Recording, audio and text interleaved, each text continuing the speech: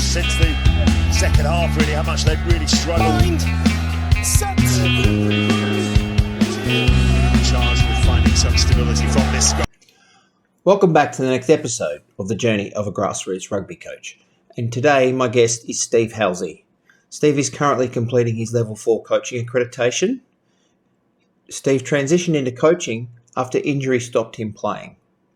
Steve went into age group coaching, working with the Northampton Saints Academy. He became involved in the women's game in 2010, coaching England under-20s at various points across a 10-year period.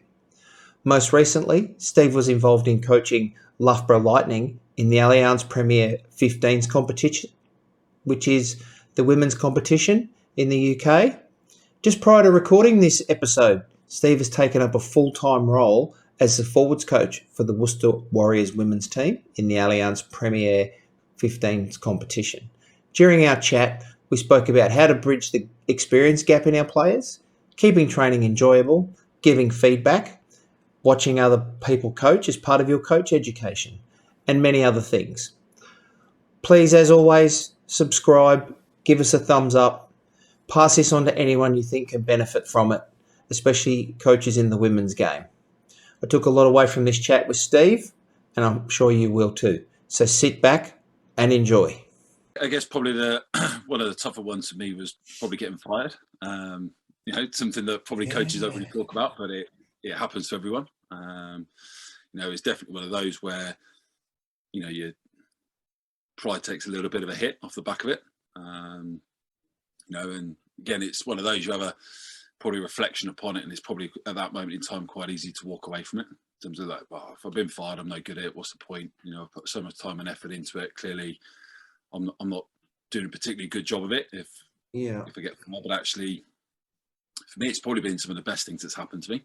Because you get the opportunity to reflect upon it and to actually think, well, hang on a minute, I thought this was working, clearly it wasn't. Maybe I need to tweak and change or address things. And sometimes it's situational as well, which can come into it as well. So I think having that kind of reflection of what do I need to change, but then also actually what do I need to hold on to in terms of that's quite key for me in terms of my principles, because my principles might be right, just potentially wasn't right for that situation.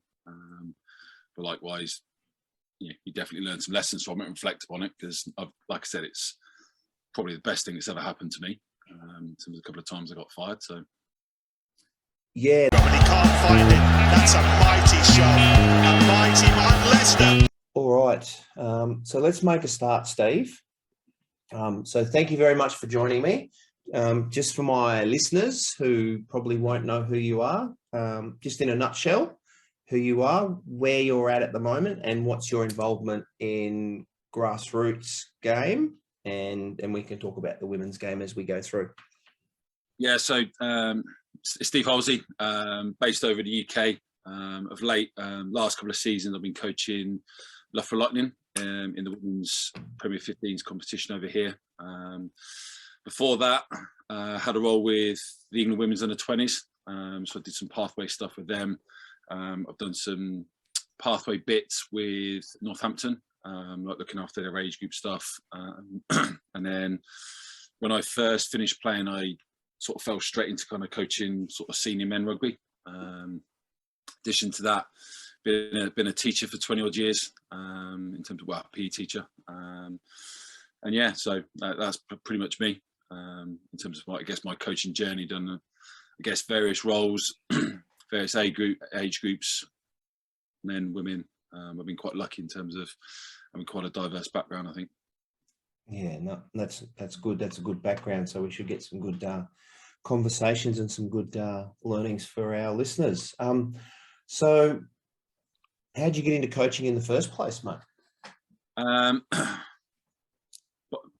guess a little bit. I guess it was inevitable in terms of being a teacher and being a player. I got injured pretty early on, so I had to stop playing. If I'm really honest, I came to the game really late. I didn't start playing rugby until I was 16. So stopped playing about 25 because of back injury. And then obviously had that kind of coaching, kind of teaching kind of skill set, but still had a lot of curiosity for the game. because I didn't, if I'm brutally honest, I didn't really know the game that well. I knew my position, I knew what I had to do, but outside of that, it was, still really curious about the game. I think probably because of that lack of an experience of playing it as like a little kid. Some of the kids I coached through like pathways and stuff like that have been playing it since I was 6 years old. And again, I think that's probably given me a bit of empathy with some of the girls that I've coached that have came to the game quite late as well. Yeah, no, that's a really good point, and we might dig into that a little bit later. So during your coaching journey, what's some of the disappointments or heartbreaks that you've had? And the reason I ask this of all the coaches that come on is because we've all had them. And I remember as a young coach, sometimes you just go, that's it, I'm done, I'm no good at this. And you're just about to throw the toys out of the cot, and then you sort of have a rethink. So if we can get to all the new coaches or the young coaches, that all the bad stuff that goes on happens to everybody. So we just sort of share, those days that you're ready to chuck it in, but you keep going through. So, I guess probably one of the tougher ones for me was probably getting fired. Something that probably coaches don't really talk about, but it happens to everyone. It's definitely one of those where, your pride takes a little bit of a hit off the back of it. And again, it's one of those you have probably reflection upon it, and it's probably at that moment in time quite easy to walk away from it. In terms of like, well, if I've been fired, I'm no good at it. What's the point? I've put so much time and effort into it. Clearly, I'm not doing a particularly good job of it. If I get fired, but actually, for me, it's probably been some of the best things that's happened to me, because you do get the opportunity to reflect upon it and to actually think, well, hang on a minute, I thought this was working. Clearly, it wasn't. Maybe I need to tweak and change or address things. And sometimes it's situational as well, which can come into it as well. So I think having that kind of reflection of, what do I need to change, but then also actually what do I need to hold on to in terms of that's quite key for me in terms of my principles, because my principles might be right, just potentially wasn't right for that situation. But likewise, you definitely learn some lessons from it and reflect upon it, because like I said, it's probably the best thing that's ever happened to me in terms of a couple of times I got fired. So yeah, and that's a really good point and an interesting point, because you're not the first coach that has said that to me, like that. Getting fired kicks you in the guts at the start, but then you sit back and you have that big self-reflection, and like you said, sometimes it's not what you're doing. It might just be, the wrong time or with the wrong group of people, or there's a whole dynamic that goes into it. So, and most of the guys that I spoke to that have been in that, they've all come out better at the other end because they've done that self-reflection. So that's really good, Steve. So if we flip that on its head, what's some of the greatest moments that you've had in that coaching journey? Probably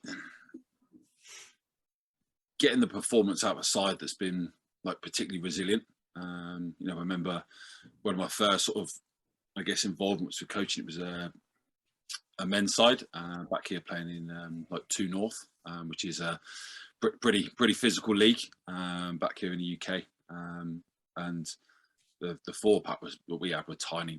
It was a bunch of kids. It was a team that was in a real bunch of, state of flux in terms of where it was, in terms of a lot of senior players had left, a lot of youngsters, a lot of young local lads coming in and trying to step up to that level. And it was a real innocuous comment, actually, that sort of, I think, kind of resonated with me. That I think there was a local journalist that would travel around and come to all the games and everything like that. And he basically turned around and said, the 4-pack that you guys produce always punches above its weight. Yeah. And to almost get that kind of nudge of respect, especially from some of the opposition we played in that league, who are proper big, old, senior pros that have come back down to the leagues. And at times just to get that little bit of, I think, that acknowledgement of, a bunch of young kids here have done really well. And it's the effort that goes into that. Yes, it's what the players on the pitch put into that as well, but actually there's an awful lot that goes in behind in terms of the coaching element, but then trying to get that connection with everyone, that everyone's pulling on the same page and that kind of spirit and stuff like that. So I guess for me, it's those performances where there's been some real resilience in it. And again, we had one this year where we were playing against Exeter, and probably for about 70 minutes in the game, we were second best by a long way. And the girls dug deep and turned on they hung in there for the 70 and then turned it on in the last 10 to pip it in an hour by the right at the end. So again, probably performances like that, I think, that are the highs for me, where you can see a lot of the hard work and that effort's been sort of brought to fruition. Yeah, and I think it's a good point when you get that feedback from like other people, like other teams or other coaches, about the work that you are putting in. And yeah, like you said, punching above your weight is probably some of the best comments you can get as from other coaches. And that's awesome, mate. Yeah, I was just going to say it's one of the bits for me on that is also it's really pleasing to see the players' reaction afterwards. You can see how much it means to them, and especially when they've won a close one and things like that. It's it definitely makes it worth it. Yeah, and when you give that feedback to like you said, to the players that so and so's noticed, like how well yous have done, or it puffs their chests up as well, so that's really good, mate. So let's we can look at because I know you do a lot of stuff in the women's space, and as we both know, it's probably one of the, if not the fastest growing sport in the world. It's up there. Women's rugby, both in 15s and 7s around the world, it's just starting to explode. So we can talk about the women's game. So what's some of the lessons that you've learnt coaching the women's teams as opposed to the stuff that you've done with the men's team? Because I've recently coached the women's teams, and there's a lot of different lessons you take away from both. Yeah, I think probably the one for me, and it's probably the bit that I've enjoyed the most in terms of coaching female players, is they want to know why. Yeah, and it's not. I think once you understand it, it's not that, and I've never viewed it that way, but I've spoke to a few people who have viewed it that way. It's not that they're trying to question or challenge your knowledge. They just want to know why. Yeah. Why do you want me to do this? And I think from a coaching perspective, that's brilliant, because you need to know why. It's not, I've seen this drill and I'm just going to copy it because that's what somebody else does. And it's, I think for you, that's, for your own coaching, I think it's brilliant in terms of developing that and actually being able to articulate that message sometimes to the players in a way that they understand. I've definitely found really enjoyable in terms of coaching in that female space, is just their curiosity with the game. And with a lot of them, they bring no baggage. Yes. They don't come with, well, they've told me I do it this way, so I'm going to do it that way, which, I've had a few conversations with some men's academy coaches, and they've found that said some of the boys they find quite difficult because someone has told them to do it this way and that's how I do it. But actually they're not open to other ideas. So it's definitely, for me, one of the enjoyable things is I guess that little bit of challenge from a coach in terms of, because they want to know why, but then also just the openness of the girls to coaching. They are brilliant to coach. I do, massively enjoy coaching in that female space. Yeah, and you're right about they want to know the why, which I learned really quickly. And just they're not that they don't have the lack of knowledge, but you will say something thinking that they should know what you mean because you've coached men that have played since they were 6. Like one of the girls asked me what tram tracks were, and I went, then you have to explain, that's, oh, okay. And you just go, oh, yeah, of course they haven't played, for 10 or 15 years.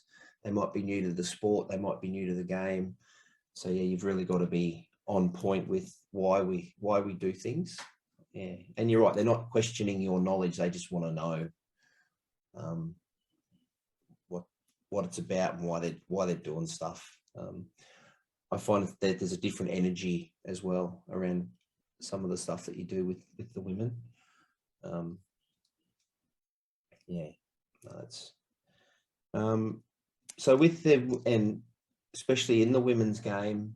I know it's like that here in Australia. Is you'll get a potential elite player who's played for maybe 4 or 5 years, 6 years, whatever, and they're going to be, on that track to be a professional player or a representative player.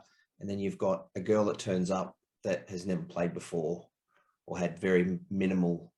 How do you keep the potential elite player, keep developing them while keeping the novice player engaged, and vice versa? Because you don't want to lose the novice player, but you also want to be able to extend both of them. And that can be challenging in the women's game because you can have really big gaps in experience. Yeah, it's definitely something that's not easy. I mean, the side I've been coaching that last couple of years, Loughborough, we're we've got the Premiership team, which is like the Lightning side, but then it's also part of like the university setup as well. So you will, at certain points of the season, you definitely get to see that where we'll call upon some of the girls from the university side to step up and train with us. And it can be difficult, I'm not going to lie. But thankfully, there isn't like a massive gulf, as in it's not complete novice players that step into that environment. I think partly because we're really lucky in terms of the quality of the university players we can call upon. I guess from a safety perspective in terms of the forward stuff. But I think something that's, and again, maybe it's the nature of the players that are at Loughborough that they're really keen to help others learn. So actually, some of them more experienced players, they're almost developing their own knowledge by trying to help and coach people and explain some of the techniquey bits to them, as it kind of really works those players and keeps them involved, because ultimately it wasn't that long ago that someone was doing that for them, and they've kind of had that cycle of a senior player doing that to them. So I think having, I guess, the trust in the players and giving the players the opportunity to almost coach each other at times like that, to almost help you almost have like your 4 or 5 assistant coaches on the pitch does really help in that space. And again, it's not feeling threatened that they're going to help someone. It's, we're all there to get better together and actually using them and using their expertise, because I'm pretty lucky with the girls at Loughborough. There's some players that got some fantastic experience there, and to call upon it. And like I said, got some people there that are really good people as well, that are prepared to help each other. Yeah, no, that's really good, mate. And not just in the women's space, you can use that at all levels of the game, is getting the more experienced players to help those not so experienced. Yeah, no, that's some really, and I found that with the girls this year, with our girls, is some of the more senior players just, they might take 2 or 3 minutes and just do a bit of one-on-one stuff with some of the other girls, and you just sort of keep an eye on it, make sure they're doing it right, but you can focus on other things. Something I have found in that works quite well is having that conversation with the younger player first up before the session even. Okay. Yep. Whether or not, I don't think you can stereotype it completely as it's a male or female thing, but when the players step into that environment, they're bricking it. They're nervous. Absolutely, yeah. Having that little chat with them, because some of the girls at Loughborough, you got some England, Scottish internationals they're playing. Some of the girls are probably a little bit starstruck when they walk into training, and actually having those conversations with them. And I guess you as a coach as well, just making yourself more accessible for them to talk to, because you've already had that conversation, you've already spoken to them. So if they have got those, like a question about something, oh my God, I don't want to ask that in front of everyone. If you've already had that conversation with them pre-training, just even it's just pleasantries, just, how are you? So you know each other's names. I think that makes a really big difference. And it's definitely something that I've probably worked on a lot, probably over these last 2 or 3 years in terms of my coaching, is kind of that, trying to get those connections with players in terms of having those conversations and almost developing almost that element of trust that they'll come and speak to me in terms of that connection that way. It's very difficult. I mean, I was only part-time in with the club, so there's guys and some of the other coaches there that are there. There's 3-4 sessions a week. I'd literally drop in for one night a week and match day. So for me, it was quite important to get those connections with the players and sort of try and make those time for those conversations, which is, as we all know, when you're trying to come from work and get to another, it's very difficult to make that time, but actually there's an awful lot you can get off the back of actually taking that time and effort to try and get somewhere 5 minutes early and have those conversations with people up the pitch rather than trying to run around and get everything ready. It's definitely something I've found that's worked a lot for me over these last couple of years. Yeah, and that's some good advice, mate, just making those connections with some players. And I was listening to a pod today and the coach said he would deliberately time his walks from the change room to the car park to have those little one-on-one conversations. And he said some nights he goes, I'd make that trip 8 times. He said, because it just gave the players that, it might be 2 or 3 minutes just to have that little, like I said, one-on-one away from the group so they're not embarrassed or nervous. And I thought, oh, that's a really, I'm going to try and bring something similar into what I'm doing at the moment. But that's the thing. It's very difficult when yeah, in that kind of grassroots space and you're kind of trying to flip between jobs and get back to families and stuff like that. How you make that time. And I think as coaches, you've probably got to be, like you said about that example that coach said, you've got to be pretty creative in terms of how you can make those little space that way. I mean, we've done a number of things this year which have been quite good. We've had like after training, like coffee clubs or something like that, where almost there's an opportunity for players to be sociable with each other. And again, that creates them opportunities then just to pick off little players here and there in terms of little conversations and stuff like that.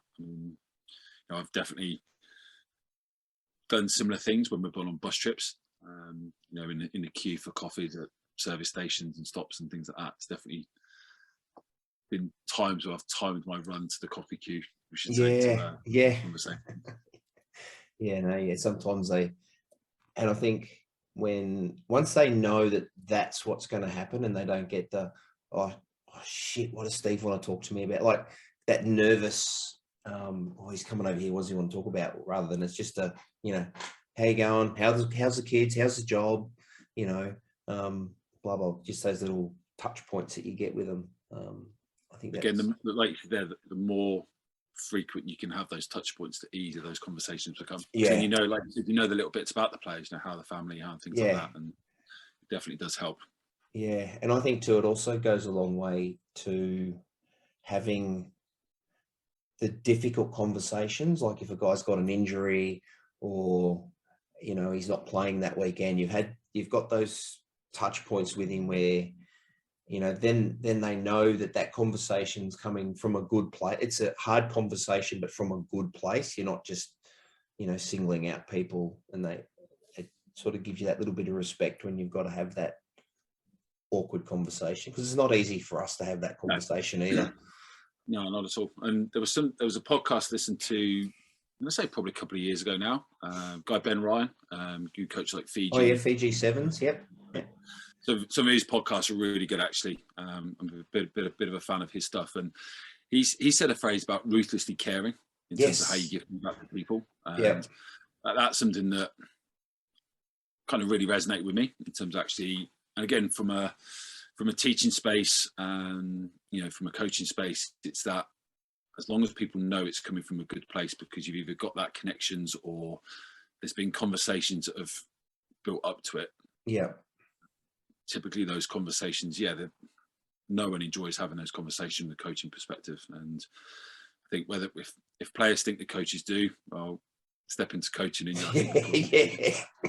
exactly. It's the worst thing to do ever. I mean, I know, right? I still remember really clearly, like being involved with like England U20s, ringing players up to tell them they weren't picked. It was horrible, the worst part of that job. It was just heartbreaking to tell players been desperate to, represent their country at age group stuff, and then you're the one who rings them up and says, "Look, unfortunately, it's not going to happen for you. It's tough." But again, going back to that teaching space, it's definitely that idea, like you say, that connections before. It's definitely something I've said a lot to quite a few trainee teachers I've worked with. is you should never have a bad parents' evening. So when you get to meet parents and you speak to them about how kids getting on, you should never have a bad parents' evening, because if there's an issue with the kid, it shouldn't come as a shock to them for that first time when you speak to them face to face. Yeah. If there's been an issue, you should have had conversations, you should have had some sort of contact with that parent building up to it. So when it comes to that face to face, it's not a shock.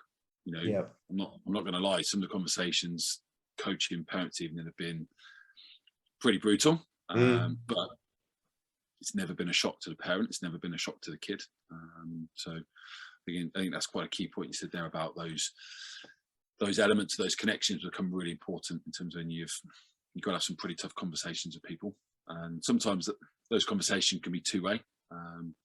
When players want to give you feedback on stuff and things like that, you know, if they don't feel that they can speak to you in that way as well, it makes those conversations difficult. And ultimately, you've got to be working together to make things better.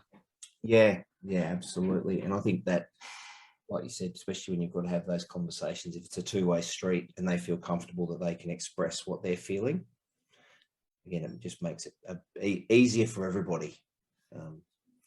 You're getting to know your players.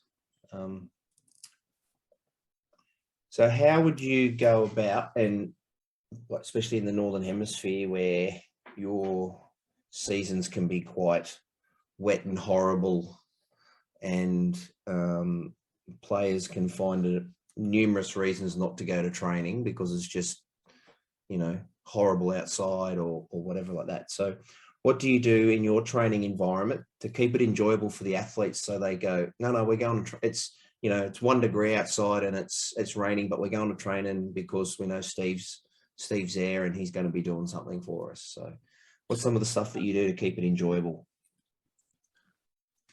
I guess over the last few years, I've been genuinely lucky in terms of the group I've worked with.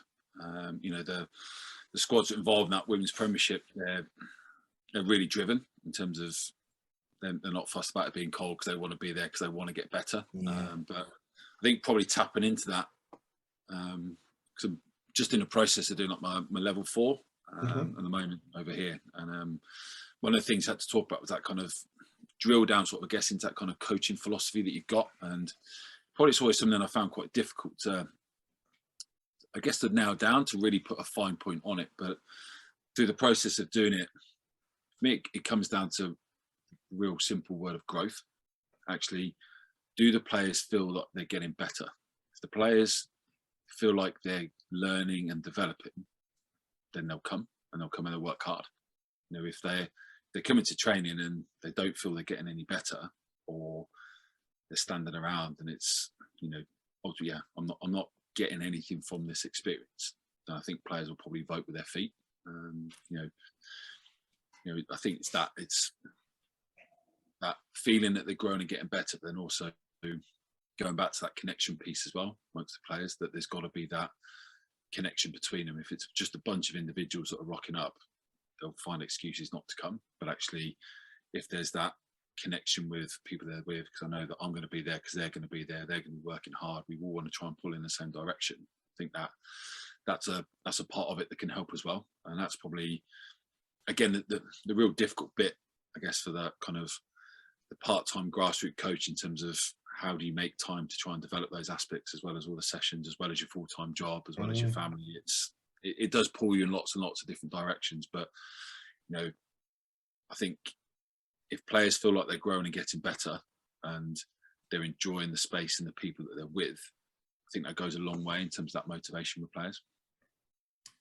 Yeah. I don't know, how do you find it down in the Southern Hemisphere? Because our perception down in the Southern Hemisphere, it must be beautiful, the sun shining all the while, it must be nice and sunny. Oh, yeah, well, see, I'm in Melbourne, so our winters can be windy and, 10 degrees in some points. Our home ground is notorious for wind. Just a cold breeze, wind coming through. But yeah, a lot of places are blessed with good weather all winter. But yeah, it's hard. Like you said, when you've got players coming from work and you know, it's dark when they get there. It's dark when they go home. It's wet and it's horrible. And we tend to get, especially in Melbourne, it's not rain.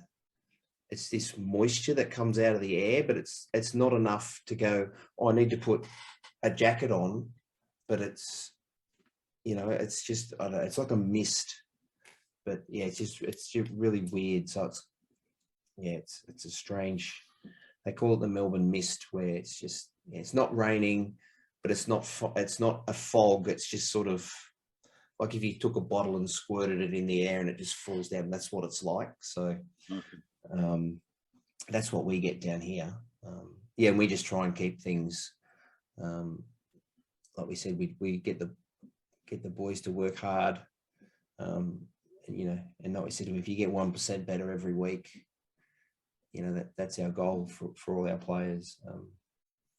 Pre-seasons can be difficult for us because it's summer, and we get a lot of expats over from, you know, through Europe and all through those places, and they get here in the summer and they're going, I'm not going to rugby training. There's this orange thing in the sky that I haven't seen for 20 years. So, you know, we often don't see those boys in the summer because they're off, you know, traveling and doing that, which is, you know, that's fine. We let, you know, like, yeah, go and enjoy yourself. And, you know, you're here to travel and see things, go and do it. And then, but yeah, so that's some of the challenges we have. Yes, we try. It's quite good because of the nature of the squad at left, we've got a couple of Canadian internationals. Okay, yeah.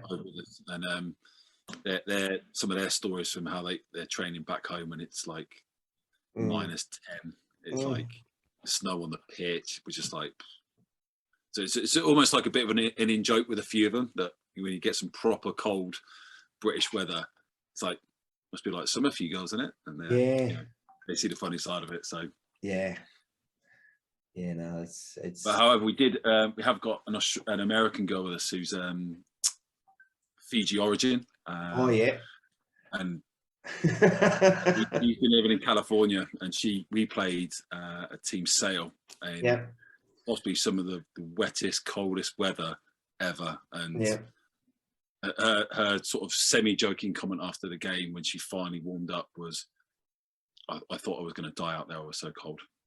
So for her, it was a real shock to the system in terms of coming and playing in the UK. But no, she's enjoyed it. It's definitely one of the things. Like, again, it goes back to those little connections you get with players, isn't it, in terms of joking about things like that, I think, which helps. Yeah, and that's right. If you can keep it a bit lighthearted and have, like you said, a bit of fun about it, you know, you've got girls that are saying it's not really cold at all, and you've got others that are just like, no, this is ridiculous. This is the cold. Or like for us, we often get it the other way. You know, oh, summertime, it's warm, and we're going, it's 20 degrees, mate. It's not warm yet. So yeah, they're the same problems, just a little different all around the world. I think. Yeah. No, that's good, mate. Thank you very much for that. Feedback. Feedback seems to be, I know it's a work on for me. It's a big work on for a lot of coaches, is how do we give feedback? How do you give the right feedback to the right person? Because I don't know, when I played, there was one type of feedback and you'd never use that anymore. You know, it was this is crap, you're crap, this is rubbish, do that. And it was just like, oh, okay, how do I do that? Obviously, thank goodness, none of that feedback is around anymore.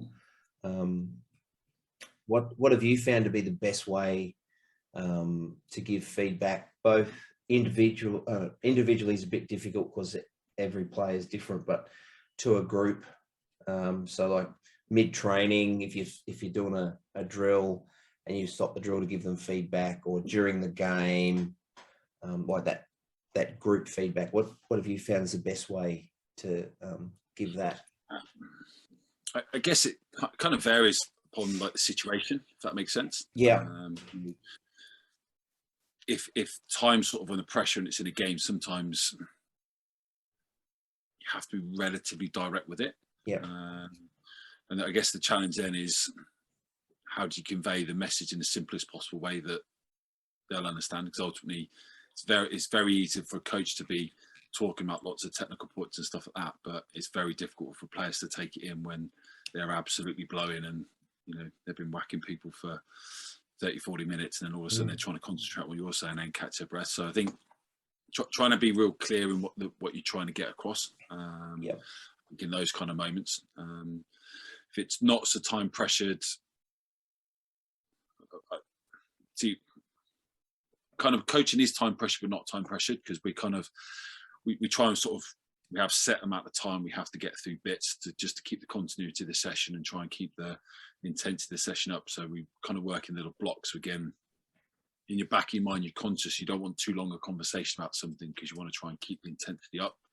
So it's, I think, just trying to find that balance between the questioning and the telling is the best way to get out of them. So sometimes, if you're lucky enough to have some experienced players around, questioning works quite well, because the players will come back with some pretty direct points for themselves. Got lucky in that respect. There's some of the players that the club are pretty knowledgeable, and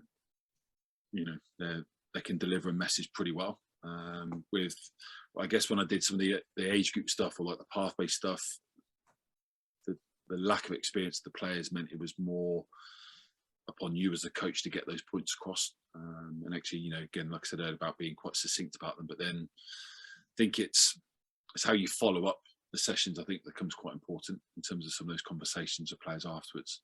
In the drill I said about this, or in the game we spoke about this here. Does that make sense to you? Well, I kind of did it because you told me, but I don't really know why. And that's where I think those little follow-up conversations become quite important. It's sometimes not ideal timing straight after the game, but then actually, while it's quite fresh in their mind, it can actually be quite a good time to have those conversations with players. I guess as you kind of, like we said earlier, you time you run coming off the pitch to accidentally bump into players, or sort of as their players are stood around kind of stretching stuff, you can make conversations with individuals that way and just pick up on a couple of points or clarify a couple of points that way. I know, again, trying to get some feedback from the players as well is sometimes quite useful then. You've got a feel of what's gone on in the game, but actually using that time to talk to a couple of key players about how they felt it's gone as well, and get their, I think they call it like hot feedback in terms of stuff at the moment. I think it's like the jazzy name for it at the moment, but obviously just how they felt, how the game went, and that, pretty much when it's quite raw to them and they're straight off the pitch. So it's tough. It's trying to make that blend of, sometimes you've got to be direct, sometimes you've got to question a bit, and then sometimes it's direct and then following up later with some questions, I think, which I felt it's worked for me. Maybe there may have been some players out there who disagree, I don't know. Yeah, and that's the difficult part I've found at, whether it's, like you said, age grade stuff or senior men's or whatever, it's getting that balance right, especially in a group dynamic of, some guys like that direct, just tell me where I need to be, and then others will, so just sort of, and it comes back to that building those relationships and knowing the group that you've got. And having I know there's a couple of players I've worked with in the past who are ultra, like, I don't want to say negative, but they'll just fixate on what they did wrong. They're almost like perfectionists. That game was rubbish. Why was it rubbish? Because I missed these two tackles and I got turned over that breakdown. Okay, but you scored 3 tries and you made a 40-metre break. But it's all about the tackles that I missed and the ball I lost in contact. Or the high ball I got. Or I made the wrong line out call. They just get completely fixated on what they did wrong. And actually, like you said, knowing the player, sometimes I'm not saying you've got to fluff it up for them, but sometimes you almost got to be a bit kind to them in terms of trying to get them to reflect on what they did well. Whereas some players, they don't pick up on some of the things they did wrong, should we say? And then those kind of conversations are very, very different for those different types of players. Again, like you said, it's that knowing them, and actually knowing which players respond to that directness. And from experience, there's definitely some players that don't respond well to being direct. Yeah, some like a big carrot and a little stick, and some like a big stick and a little carrot. So and if sometimes you get that wrong, it can put that connection and that relationship back. So it's bloody hard, like you said, because you've got limited time with them, and you're, like most coaches, you go straight from work to training. So you're trying to switch off from work and switch into training mode, and they're doing the same. They've had stuff going on at work, or so it can be that quite difficult to get that connection right. But yeah, like you said, when it does work, I've got players that I've coached now that they ring me, and we just have open conversations, and because like you said, they know the conversations are from a good place, or I know the players you mean, that they fixate on, oh yeah, I missed a tackle. Yeah, but you made 5 turnovers, mate. Yeah, but I missed that 1 tackle. Yeah, so what? And getting to know our players, which is really good. Coach development versus coach education. So for me, coach education is all the, your level 1, level 2, level 3, level 4, whatever they are, which, yes, you need to do. I agree with that you need to do them. But it's the other stuff that we do to help us develop as coaches. Because like I've been on some of those accredited coaching courses, and you walk away and you just go, I don't even know what I learned. Like, you don't feel you've learned anything, or, but it's the connections that you make and the things that we do away from those training courses. So what advice have you got around development for coaches? Or is there, podcasts, books, seminars, anything like that you attend, could recommend the importance of development rather than just doing education? I think I've always been quite curious. I think hopefully that comes through at the start in terms of how I ended up getting into coaching. In terms of, I kind of realised that I didn't really know the game that well. Actually, there's a lot more to it I wanted to, and it's probably one of those things now where I probably still don't feel I know enough about the game. And so I guess I've got that curious nature in me, because I can't remember where I heard it. It was a quote that people only know what they know. So actually, you need to go and know more if you're going to get any better at stuff. If you're going to alter, I guess like the players, they want to be the best that they can be. I want to try and become the best that I can be, whether it be coaching, teaching, being a parent, something like that. And actually, I think trying to be quite diverse in where you get some of the information from. I think the nature of being a PE teacher, I'm a general sports fan, if that makes sense. I'm not just a rugby fan. I pretty much, for as much as it tortures my wife, I pretty much watch everything and anything that's going. And I think the lessons you can learn from other sports and other environments, which I think is some of the key development bits of me. Got to an age now where I was only joking about the other day in the office, actually, where on car journeys now I listen to podcasts or listen to books rather than listen to music. I think you hit a certain age maybe when that happens to you. But no, there's definitely some bits up there I've listened, and I try and have quite an eclectic range of stuff that I listen to or things that I read, and some bits you can pick up from, yes, other sports, but then also I think other branches of life as well.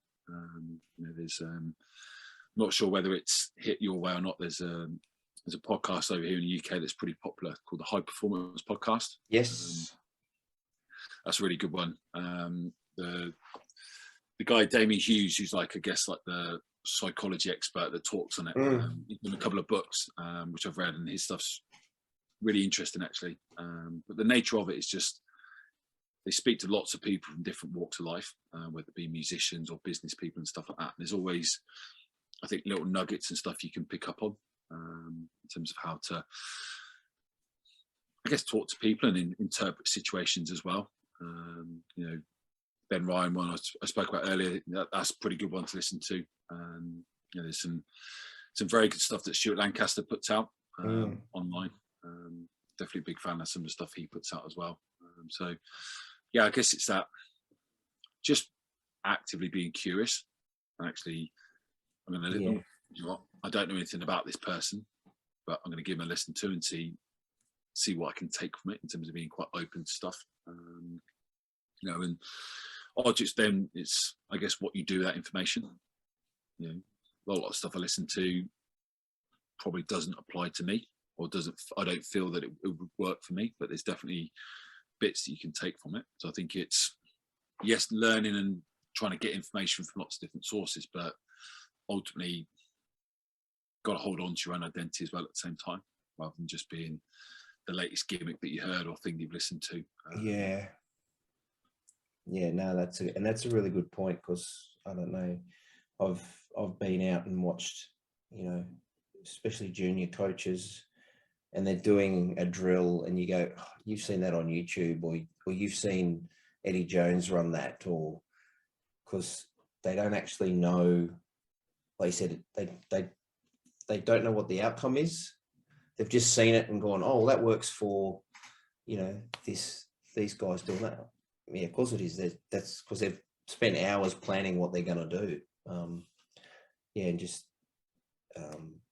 be yourself. I spoke to a guy. He's in New Zealand, and he said he knew a coach that every time he went to a seminar, he'd come back, and he said you could tell which coaches had been at that seminar because he'd be doing those drills, the exact drills the next week. And he goes, you're not actually, you just, like I said, copy paste instead of putting your own little spin on it. And you know, I think COVID, as much as it was what it was, has opened the world up to a lot of development for in this space. Like I've been on numerous, you know, Zoom conferences, and, you know, with people from all around the world, and just like you said, you take little snippets from every conversation you have. Yeah, I think on that point there, I know something that's been pretty, you know, really useful for me is going and watch other people coach. Yes. Yeah. But then it's the little conversations afterwards. I mean, I've been really lucky in terms of with the women's stuff that I've done. When I was doing the under-20s, the forwards coach for the women's senior side, Matthew Ferguson, so he's like the scrum coach at Northampton now. He was really connected with us in terms of the pathway. And he'd come in and watch sessions, and even now, because he coaches in Northampton, I live in Northampton. Every now and then we'll have a catch up, and we're due to have a catch up actually this week actually. And yeah, really open to coming to watch training and stuff like that. But it's not just going in and watching the drills; it's the little follow up conversations afterwards. And I think possibly being prepared to ask people that question. So you're doing that drill. Why were you doing that? And again, Yes. whether that's just from my experience from being around female players that ask me that I now feel that it's okay to ask that question. I don't know whether it's just the nature of being curious, because ultimately, like you said, you either see a drill and just copy and paste it and put it into your coaching, but then you don't understand the context, don't understand why. I mean, some of the scrum stuff he does is, you know, there's some general principles there, but there'll also be some specific stuff that's tailored to the opposition that I have that weekend. And again, without knowing the context of why they're trying to do that to exploit a weakness, you just see it as another drill. You don't really get that fuller, deeper understanding of it. And Yeah, again, I guess that's the problem, is it, in terms of having the time to do that, or having the connections to be able to do that, to go and watch people train. I guess it's that real challenge for the grassroots coach. But from what I've found, ask, you know, coaches that are at top end are, you know, they don't live in a little bubble where they think they're above everyone. A lot of them are really good people and are happy to help. Yeah, and that's what I found, like with this COVID stuff. Like, I've spoken to coaches from all over the place, and 99% of them are happy to give you their time. And if they haven't been, it's been because, you know, they're busy, or, you know, they just don't fob you off. It might be, I can make this day, but not that day. Like there's, like you said, they are really generous with their time, especially when you ask them. Like you said, you're watching them do something, and you go, "Oh, what's that?" Because, like you said, it could be an isolation drill. It could be, you know, they're working on the tight head, keeping his shoulder down.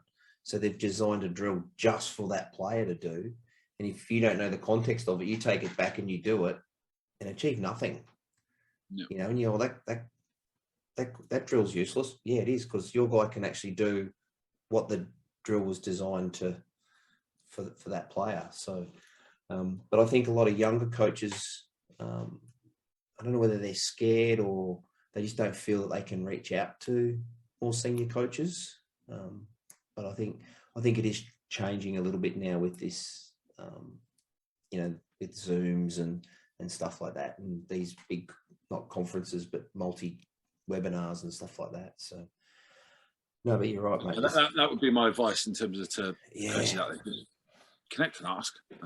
You said, very rarely do people fob you off. They might be busy.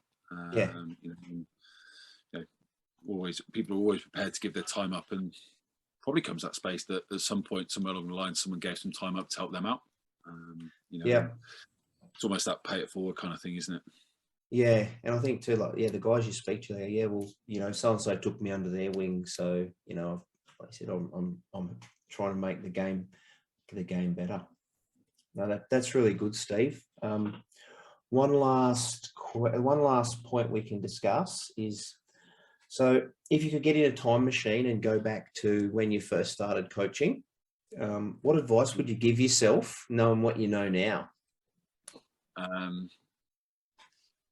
Probably you don't know as much as what you think you do right now. Yep. Yeah. I remember seeing some sort of theory somewhere about this curve of I think it's like the Ebbinghaus curve or something, where you start off you think you know everything, and then all of a sudden you start to realise, actually, I don't really know, but it's not here at all. And then you start to come back out of that towards the back end. Because like I said, from my experience from playing, I knew my role as a second row. Yeah. Which, let's be honest, isn't the most complicated in the world. You do what your front row tell you. You stick your head in, you push pretty hard, and you jump, and you've got a little bit about you can call a line out. But to then step into coaching, and at first I thought, wow, this, I played to a decent enough level. I can coach these boys, and can't be that hard. Yeah.